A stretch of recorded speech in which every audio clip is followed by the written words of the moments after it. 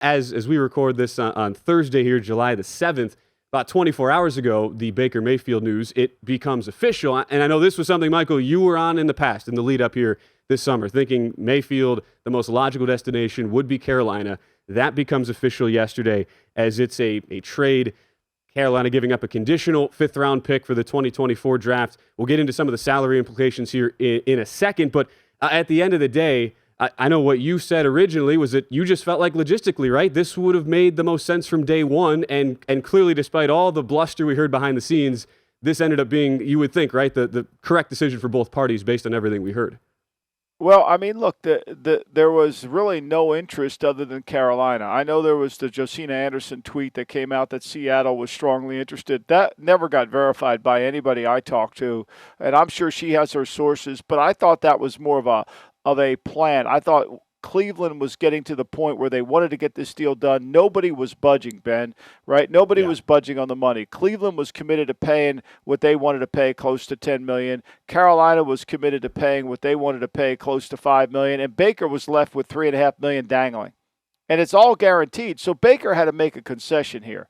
And I think over this month, this could have been done a month ago. It's taken a long time for Baker to realize that, I better get a chance to compete for a starting job, get my career back on track, and see if I can justify making it up by playtime and going in and competing with Sam Darnold, gives him that opportunity. I think, to me, it was a move that Baker had to make, and since neither side was budging, and the Panthers realized they weren't competing with anybody but themselves. I mean, you're a team in Carolina who was, 32nd in passing DVOA from Football Outsiders last year. Your quarterback room was an absolute joke. And what's funny now, and we'll get into the Browns piece of this in a second because it's kind of a faceted, multi-tiered discussion here. But if you're Carolina, and we saw a lot of reaction, at least in the betting world on social media yesterday, of, all right, this really didn't change the Panthers, their overall outlook to, say, win the division or really compete in the NFC North. We saw maybe a little tick up in the win total, say from like a 5.5 to a 6.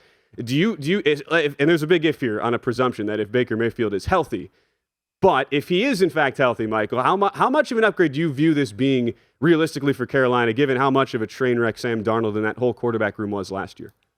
Well, I mean, look, I think we often blame the players for most everything, but I think the train wreck in Carolina last year wasn't just Sam Darnold, PJ. Walker, PJ Walker. I have PJ Tucker on the brain in the 76ers $33 million contract. But it wasn't just all that, right? It was a combination of things. Really not very good offensive line play, bad offensive scheme. I think Joe Brady got in a job as an offensive coordinator in the NFL with really not a lot of experience before that, just the LSU. So it became challenging. And then Sam Darnold didn't play well. He played well early.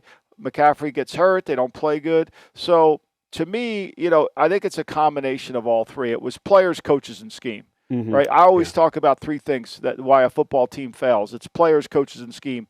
I think Carolina's offense, that was clear. Now, they get Mayfield coming in.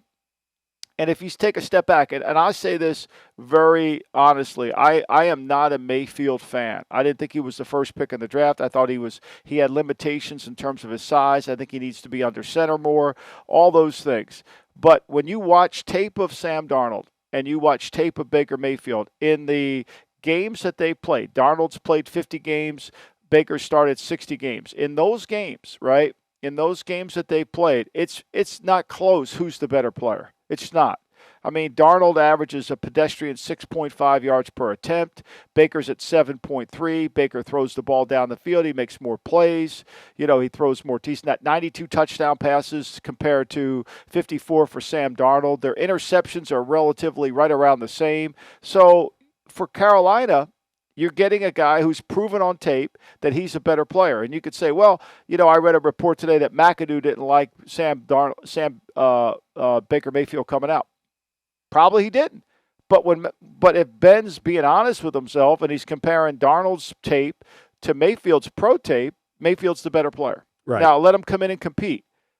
I really think that it's wrong, and there's a lot of conversations about what Matt Rule did here. I think when you're trying to find a quarterback and you don't have one, I think you got to throw as many assets as you possibly can up against the wall and see what sticks. And I think that's what Carolina did. And it's funny, too, like you mentioned the McAdoo piece of this, and it kind of gets to the whole coaching staff in general. Just first, the salary implications here. So Browns paying Mayfield $10.5 million this year. They trim about $8 million in their cash and salary space.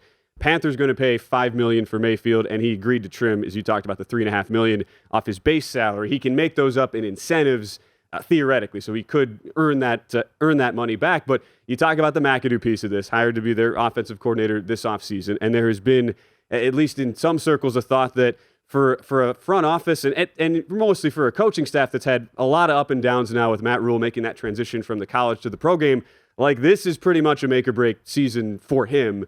Third year now as a coach. I saw Warren Sharp tweet this out where he essentially suggested this deal is 100% about Matt Rule trying to save his own job, bringing in Mayfield. What do you think of a statement like that? What is that? I mean, Matt Rule's trying to win. What's Warren talking about? Like, Matt Rule's trying to win a game. Matt Rule's trying to fix his quarterback position. I mean, I would like to know what Warren's suggestion were for Matt Rule to come in and what would he have done. I mean, it's easy to sit there and say, you should have done this, you should have done that. Last year, should they have drafted Justin Fields? I don't know. Do we think Justin Fields is going to be the star? That's one that they have to look back on. Should they have drafted Mac Jones? Maybe they should have. Maybe that's the move to be critical of. But I'm never going to criticize. I learned this, Ben, from Seattle. I learned this from Pete Carroll and John Schneider. And, we all want to be perfect. We all want to make the right move. But when it comes to the quarterback position, which I don't know if Warren's the only guy that can evaluate quarterbacks in America. Maybe he can. Maybe he's perfect on his evaluations. I'm certainly not. But I think ultimately what you have to do is you've got to throw as many things up against the wall and see what sticks. And I think that's what Carolina's trying to do. Yeah. This move wasn't made to save his job. This move was made to hopefully find out what he can improve his team. You got to get good before you get great. Like, nobody just lands a Pro Bowl quarterback in your lap. I mean, okay, is Bill Polian a genius because he got Peyton Manning? I mean, seriously, it was laid in his lap. Andrew Luck was laid in their lap. There's certain things that get laid in. I mean, Ted Thompson, give him credit. He picked Aaron Rodgers at the bottom of the first round. Alex Smith was the first pick in that draft. So it's a hard position to evaluate. So when you start to put as many resources into it, it's telling you understand that unless we get one of these guys, we can't win. And look, why would you be critical of a team trying to improve the most important position on the team and putting more assets into it? You're drilling for oil. It doesn't matter how many bad wells you hit. It only matters that you hit one. And when you go 5-12 and you're a coach with a quarterback room that, as we just talked about, was among the league's, if not the league's worst. I mean, the reality is, and we can dunk on the whole, you're Carolina now, you have two former top 3 picks from the same exact draft class, both of whom have certainly had their separate issues now, and they're on your roster, and what does that really matter for? But the reality is you got a guy in a cheap deal who is at least, as you kind of laid out all the reasons, he's at least an upgrade. You are especially in a division where, look, it's obviously a division that has a very top team, a very good team in Tampa Bay at the top, but there's a lot of wiggle room among a couple of rebuilding squads within Atlanta. We don't really know what we're going to expect to see out of New Orleans, given some of their injury issues as well. So yeah, it's kind of like I just wonder how much of this is bleeding over from some of the rumor and some of the narrative from late last year, where it was like, yeah, Matt Rule, he was more of a college guy. He's not really liking this whole NFL thing, and he kicked out Joe Brady just to try to make a statement or something. Like, you can't. How real is that in reality when you think about where Carolina is at as a franchise that has not really had much, if any, success since the Super Bowl year about 6 years ago. Well, I mean, look, Matt Rule could have had probably any college job he wanted this year if he would have taken it. I think Matt Rule likes being a pro coach. I think Matt Rule's trying to build something bigger than itself. Now, I say this as a caveat. My son's on the coaching staff, so I'm close to pretty much everybody there. And, and I talk to them, and I know what they're trying to do. So I've got intimate information in terms of what they're trying to build. And, and usually Matt Rule, I mean, this time last summer, we were all talking about how Matt Rule's second year, anytime he takes over a team, always turns it around. And it looked like that was going to be the case when they left Houston at 3-0. And then they went to Dallas and got shellacked. They had a chance to beat Philly, couldn't do it. Had a chance to beat Minnesota, lost it in overtime. Got destroyed by the Giants, came back, beat Atlanta. I mean, he's trying to build something that he can sustain with, and I think he likes pro football, and I think he's trying to build an organization. I give him credit for trying to keep going. Like, if I were the general manager there, I would have said it, look, I don't love Baker, but I think Baker would help us. Like you can't just say, I don't want Baker. Like, I think Seattle's making a horrible mistake going with Drew Lock and Geno Smith. You know, like, I want options. I want at least a back door. If Darnold beats out Mayfield, okay. Or if Mayfield beats out Darnold, that's okay. I don't care. Like, I got to find a solution. And if the solution is Mayfield plays for one more year with me till Matt Corral's ready to play, okay, that's good too.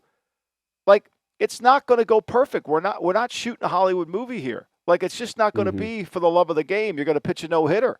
Like, you got to figure this out, and you got to do it on the fly. And guys that sit there on the sideline that have never done it, that sit in their room and say, well, this is, and tweet out that these are all the, like, come on, man. Like, understand what they're trying to do.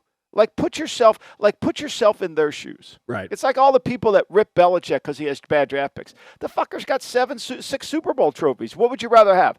A nice, solid second-round pick, or would you rather have the 6 trophies? I think that's a fair question you can ask. And look, for kind of the last thing on this, it's funny as we say, oh yeah, second year, that's always been Matt Rule's thing. Yeah, the NFL, last time I checked, Michael, a little bit different than college and the spots he was in, and just a little bit. And we saw too. So the last thing I'll ask you on this, and you talk about, could it be like whether it's Mayfield or Darnold? The point is they at least tried something to make an improvement to their team. Do you expect Mayfield to be that week 1 guy? I mean, DraftKings put out like minus 1,200 for him to take the first snap this year for Mayfield. Do you think he ends up beating out Darnold? We heard he had a good spring, Sam Darnold did for Carolina. I mean, he's been good in the spring. I think they were enthusiastic. I think McAdoo thinks he's got a chance, but I think they're going to let the chips fall where they may. I mean, nothing is – look, here's the reality in Carolina, and I think this is a good reality for us as a betting network and for bettors that listen to this pod. Whenever you have a team that's in a desperate mode, players and coaches, you get their best performance. So, Matt Rule he's desperate to win games this year. He wants to prove that he can coach in the National Football League. Baker Mayfield wants to prove that he can turn his career around. So does Sam Darnold. When you have a lot of that energy going in one direction, you get a lot of people to focus. They will be better in the offensive line, without a doubt. They drafted Iggy from North Carolina. They've improved their line. James Campen, the line coach, came over from Houston. I think that's a huge upgrade. They're going to be better there. There's no doubt.